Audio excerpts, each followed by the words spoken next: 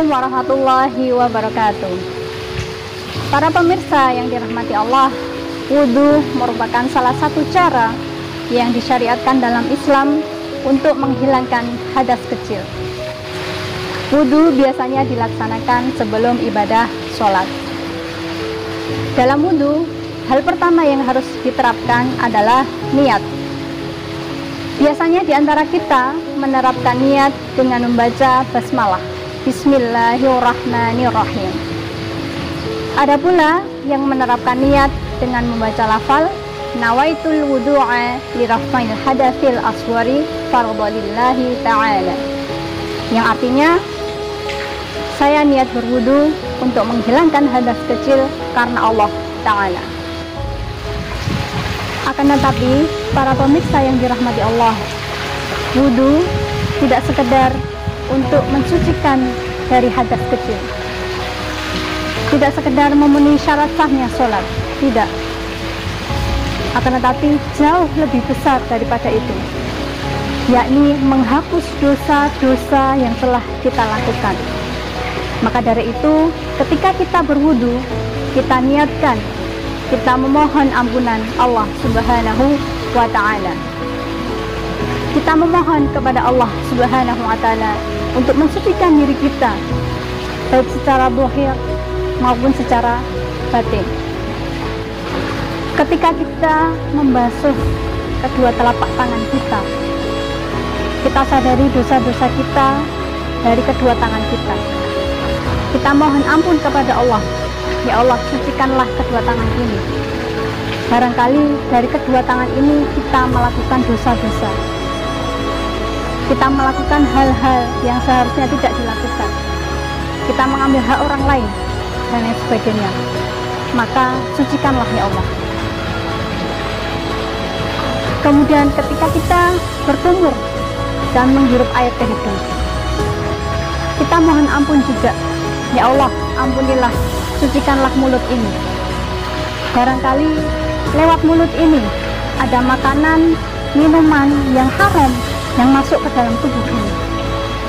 Barangkali dari mulut ini keluar kata-kata yang kotor, kata-kata yang tidak baik, kata-kata yang menyakiti saudara kita, kata-kata yang menyakiti orang tua kita, teman kita, dan lain sebagainya. Maka sucikanlah ya Allah. Kemudian ketika kita membasuh wajah kita, kita juga memohon, ya Allah, sucikanlah wajah ini. Barangkali dengan mata ini kita melakukan hal-hal yang tidak baik, kita melihat hal-hal yang dilarang, maka sucikanlah ya Allah. Kemudian ketika kita membasuh kedua lengan kita sampai pada siku, maka kita sadari juga dosa-dosa yang keluar dari keduanya. Bisa diibaratkan siku itu seperti menyikut, mengusik. Barangkali kita sudah mengusik orang lain, mengganggu orang lain. Dan bisa diibaratkan juga kedua tangan ini bagaikan sebuah kekuasaan. Barangkali kita merasa hebat dibandingkan orang lain, kita merasa berkuasa dibandingkan dengan orang lain. Maka di sini kita mohon kepada Allah untuk mengampuni kita, untuk mensucikan kita. Kemudian ketika kita mengusap kepala kita dan juga telinga, kita juga perlu sadari, bisa jadi kita banyak sekali memikirkan hal-hal yang tidak baik. Kita seringkali berprasangka, bersuudzon, dan juga ada pikiran-pikiran kotor lainnya. Maka sucikanlah ya Allah. Ya Allah, sucikanlah pikiranku, sucikanlah hatiku. Karena apa yang ada di dalam hati berkaitan erat dengan apa yang ada di dalam pikiran.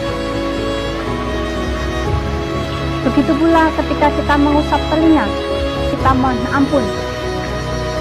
Bisa jadi telinga ini telah mendengar sesuatu yang tidak Allah ridhoi, mendengar sesuatu yang harusnya tidak kita dengar. Maka sucikanlah ya Allah. Dan yang terakhir adalah ketika kita membasuh kedua kaki kita, kita mohon ampun. Barangkali kedua kaki ini telah digunakan untuk berjalan di tempat-tempat yang tidak Allah ridhoi, tempat-tempat yang tidak baik, dan juga telah berjalan pada jalan yang menyimpang, maka sucikanlah ya Allah.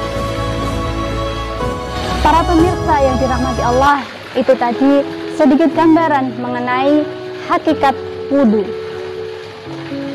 Oleh karena itu, mari kita rasakan sensasi wudhu tersebut.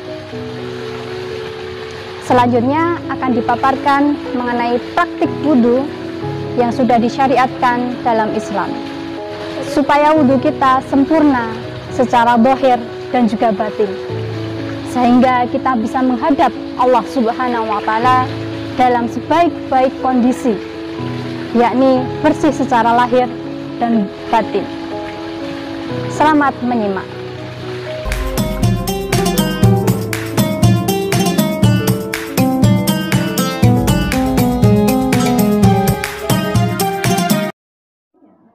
Bismillahirrahmanirrahim.